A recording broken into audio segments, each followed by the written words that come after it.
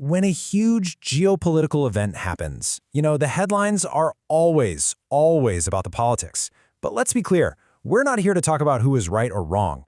Instead, we're going to dive into the financial ripple effect. Because believe me, this stuff affects pretty much everybody with money invested for their future. The core idea here is actually pretty simple.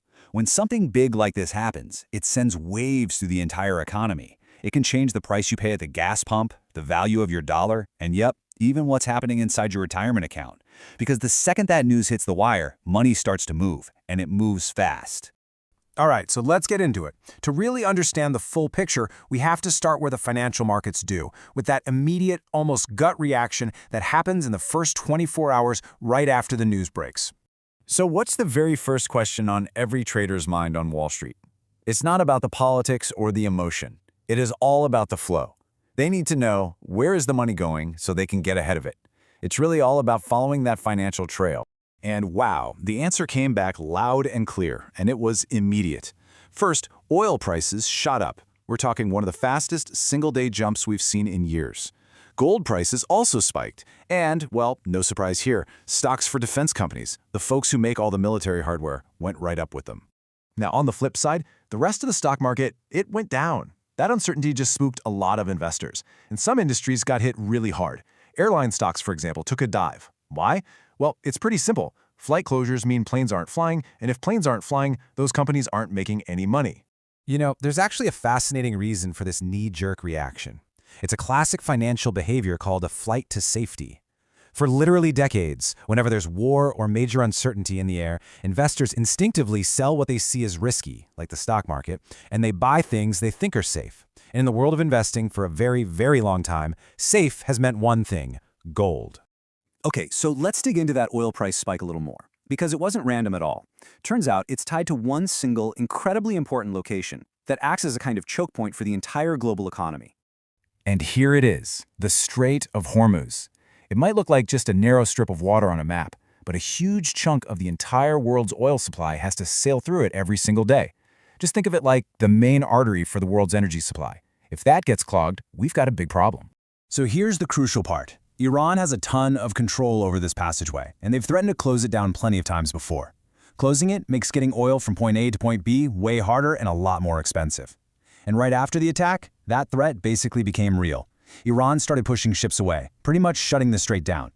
For investors, that signals one thing: a potential shortage and much higher prices. Okay, but here's where it stops being just a Wall Street problem. The impact of that oil price spike doesn't stay in the financial markets for long. It quickly spills over into the real economy, and it starts affecting the price of almost everything you buy. It's a really simple chain reaction, right? First, oil prices spike. That automatically means higher fuel costs for all the trucks, ships, and planes that move, well, everything. So the cost to ship, say, these avocados from the farm to your local store goes up. And that extra shipping cost gets passed directly onto you, the shopper, as a higher price.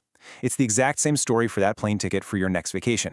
Now, what makes this whole situation even more stressful is that it's not happening in a bubble. We were already getting reports that inflation for businesses, the cost of their raw materials, was already creeping up higher than anyone expected. This oil shock, it's like pouring gasoline on an already smoldering fire. So this growing inflation problem creates a massive headache for the one institution whose job it is to keep the economy on an even keel: the U.S. Central Bank, the Federal Reserve. The Fed is basically caught between a rock and a hard place here. On one side, you've got political pressure. The president wants the Fed to lower interest rates to make borrowing money cheaper and juice the economy. But on the other side, you've got the hard economic reality.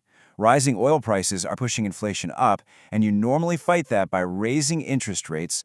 And this is what we call the Fed's catch-22. See, for them to cut interest rates, they really need to be confident that inflation isn't a problem. But with oil on the rise, inflation gets a lot harder to control. So if they go ahead and cut rates now, they run the very real risk of making that inflation fire burn even hotter. It is a super dangerous balancing act. So let's bring this all home. How do these massive global forces, everything from a narrow strait in the Middle East to a high-stakes decision at the Federal Reserve, how does all that actually connect to your personal finances? Right, let's trace that final crucial connection. Because at the end of the day, what really matters to most of us is how this whole situation could affect the money we've worked hard to put away in our 401k. To really get the risk here, you just have to remember one super basic thing. We often think a company's profits are what drives its stock price, but on a day-to-day basis, it's actually much simpler. It's just supply and demand. For a stock's price to go up, you just need more people who want to buy it than people who want to sell it. That's it. And this is where it all comes together. For years now, we've been seeing a slow and steady trend of big global investors looking for places to park their money outside of the United States. When a geopolitical shock like this happens, it can put that trend into overdrive. And if less global money is flowing into the US stock market, that means there are fewer potential buyers for the stocks sitting in your 401k.